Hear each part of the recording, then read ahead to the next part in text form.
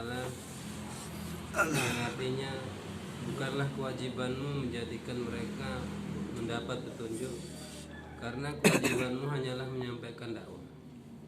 Akan tetapi Allah lah yang memberikan petunjuk kepada siapa yang dikehendakinya. Dan apa saja harta yang baik bagi kamu yang kamu infakkan di jalan Allah, maka pahalanya itu untuk kamu sendiri. Dan janganlah engkau membelanjakan sesuatu kecuali karena mencari keridhaan Allah Subhanahu wa taala. Ulangi, bukanlah kewajibanmu menjadikan mereka mendapatkan petunjuk, karena kewajibanmu hanyalah menyampaikan dakwah. Akan tetapi Allah lah yang memberikan petunjuk kepada siapa yang dikehendakinya. Dan apa saja harta yang baik yang kamu infakkan di jalan Allah, maka pahalanya itu untuk kamu sendiri. Dan janganlah engkau membelanjakan sesuatu kecuali karena mencari keridhaan Allah Subhanahu wa taala. Quran surat Al-Baqarah ayat 272. Yakni jika kita bersedekah untuk mencari ridha Allah Subhanahu wa taala, maka semua orang yang memerlukan termasuk di dalamnya, baik itu orang Islam atau orang kafir. Abdullah bin Abbas radhiyallahu anhuma berkata bahwa orang-orang tidak suka bermurah hati kepada saudara-saudaranya yang kafir supaya mereka masuk Islam. Terhadap hal ini ia minta penjelasan dari Rasulullah SAW, sehingga turunlah ayat berikut ini, yang artinya dalam riwayat-riwayat lain masalah ini juga telah disebutkan Nurul Mansur. Laisa 'alaika hudahum walakinallaha yahdi may yasha wa ma tunfiqu min khairi wali anfusikum wa ma tunfiquna illa ibtigha'a wajhillah. Imam Ghazali rahmatullah alaih menuliskan bahwa seorang majusi datang kepada Nabi Ibrahim alaihissalam dan meminta supaya ia diterima menjadi tamu beliau. Beliau alaihissalam berkata, "Jika kamu masuk Islam, aku akan menjadikanmu sebagai tamu." Mendengar jawaban tersebut, pergilah orang majusi itu.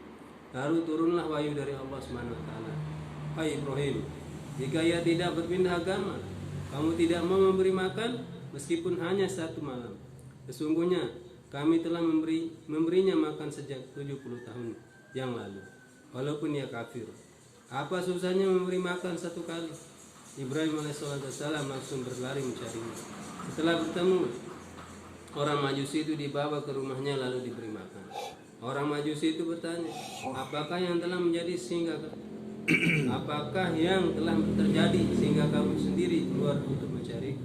Lalu Nabi Ibrahim alaihissalam menceritakan kepadanya tentang turunnya wahyu tersebut. Orang majusi itu berkata, inikah yang dilakukan olehnya terhadapku? Sekarang ajarkanlah kepadaku tentang Islam. Setelah Nabi Ibrahim menjelaskan kepadanya tentang Islam, pada waktu itu juga ia masuk Islam. Dari Ihya, dalam sebuah hadis disebutkan bahwa ada 3 perkara tidak boleh dibedakan antara orang kafir dengan orang Islam. Pertama, bermurah hati terhadap kedua orang tua, baik mereka muslim atau kafir. 2, menunaikan janji, baik terhadap orang Islam maupun orang kafir. Ketiga, mengembalikan amanah, baik amanah yang dititipkan itu milik orang Islam atau orang kafir dari janji soleh.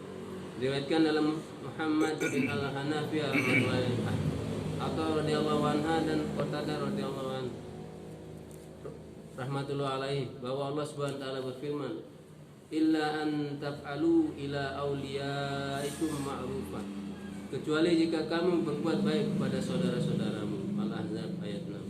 Maksudnya adalah wasiat orang Islam kepada saudara-saudaranya yang beragama Yahudi Nasrani dan yang bukan Muslim al-Mu'min.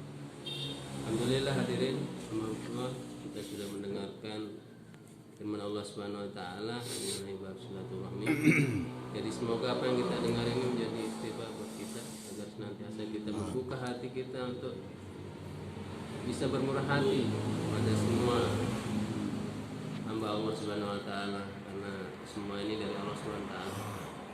Jadi apa yang kita dengar ini kita niat amalan sampaikan, kemudian kita buat taklim seperti ini di rumah kita bersama anggota keluarga, baik juga dengan jamaah di masjid ataupun di mushola. Bukan untuk barokah majelis pada kita tuh. Subhanakallahumma wa bihamdika asyhadu an la ilaha illa anta astaghfiruka wa atubu ilaik. Assalamualaikum warahmatullahi wabarakatuh.